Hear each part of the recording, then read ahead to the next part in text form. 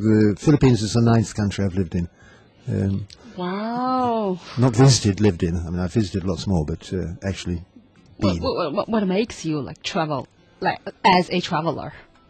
I don't know. You work in different places? Yeah. I've worked in all of them. If you count sitting under a bougainvillea tree working. It is, Chris. Working, but not too hard.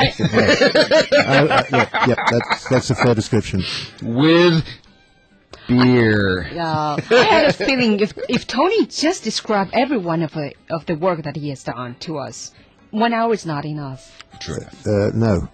I want to dig out more interesting things about your life. Really. So right now, let's talk about the blog first. Okay. All right, and we'll get to 1/3 of the year. 1/3 of your waking life. Yep. 1/3 of your total life. Writing the blog under the bougainvillea tree. Yep. What's the blog about? Yeah. It's all to do with a thing called an e-reader. And E-reader. yeah, that's an electronic book, which is a relatively new discovery. Like a Kindle or Yeah, exactly. Okay. That kind of thing. Yeah. Do you have any clue what we're talking about? What? I'd show you one, but you've put it on Right, so that's what we need, you know. All right, so the blog is e-readers and everything to do with them, but written for non-experts. It's not full of really complicated stuff about processors and electronic paper. It's written for people who merely want to read books and want to know where they can get books, where they can get covers for their books, which book does this, which book does that. Just like e-library. Yeah, yes, those two. It's a fascinating world. It's developing very, very fast. So it's intriguing me. So if people read your blog, they learn about the e-reader, how to use it from a consumer standpoint. Yeah. So what exactly do you need to tell them? Right, yeah. Poof. Okay, you take a particular model. What can it do? What sort of books can you read on it? Because there are lots of different formats out there. Where do you get the books? Can you write notes in it? Can you bookmark pages? Can it read to you? Has it got a voice? So a lot of them do. So if you can hardly bother to sit down and read it, you just switch on the voice and listen to it. And it turns the pages as it's reading. It's fascinating. So when you get fed up with listening, you can just stop the voice and carry on reading with your eyes. They're amazing machines. If you have a book, how do you get it published into an e-reader? If you want to publish. You probably want to be. You have a book already published. As a writer. As a writer, and you want to make sure it's... It's probably not being used for publish. Well, you can do it 3 ways. You can do it yourself, create a website, format your book, put it on there and hope people will buy it from you or download it for free, whichever. Or you can send it to online publishers who will do it for you, either for free or they charge you, depending. What would be the third way? No, so basically those are the 2 ways. You can self-publish or get a publisher. But but the book is already published. If the book already is published by a reputable publisher, they probably have brought out an electronic version anyway, because most books now come in a paper form and an electronic form. When did you get into this ebook thing? I bought myself one, and because I travel a lot, and I read a lot, and books are heavy.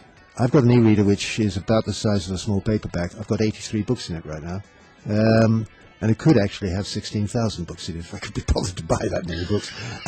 I can't imagine why you'd want that, but it's got the capacity. You buy different books while you're on different trips? I buy books on the internet all the time, or I download them for free. There are a lot of free book sites where you can get all sorts of books legally. I'm not talking about illegal downloads, all perfectly legal. Every sort of book. There are hundreds of thousands of electronic books now, of every sort and type. It's fantastic. Can you do a search within the books? On the electronic reader I've got, no, but on some of them you can, yes. Huh. I've got a very basic, simple one. It's just a book thing. It's just a book, an electronic book. It doesn't do all sorts of fancy things, but some of them are amazing. Yeah, you can do word searches, you can do subject searches, you can surf the net. They've got G3 connection, so they can download books that way. It's extraordinary. But once you get your book published into the e-reader world, and some of the things, it's actually searchable, like going on, a normal search engine, except now the data from a book could now pop up. Yeah. If I searched on someone's name that was in a book on page 47, would that name come up? Would that page come up? In your e-reader? If you had one that had that facility, yes. Cool. Absolutely.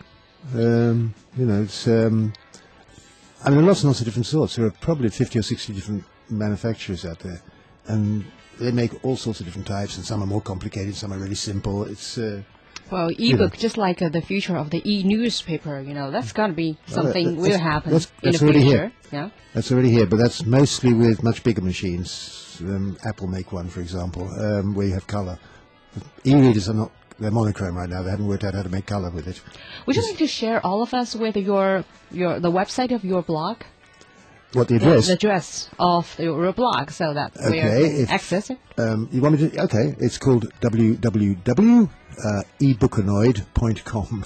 We better write it down, Chris. And then somebody who speaks more clearly than me can spell it out. Well, we can say that again. Annoyed? Yeah. As in ANNOYED? EBOOK. ABOOK. Book ANOID. .com. Okay, make sure it's well Ebook annoyed. Yeah, not annoyed as in irritated, but book annoyed as in robot or something, I suppose. Humanoid. Okay. That sort of annoyed. So if you want to learn all about ebooks, you can go to ebookanoid.com.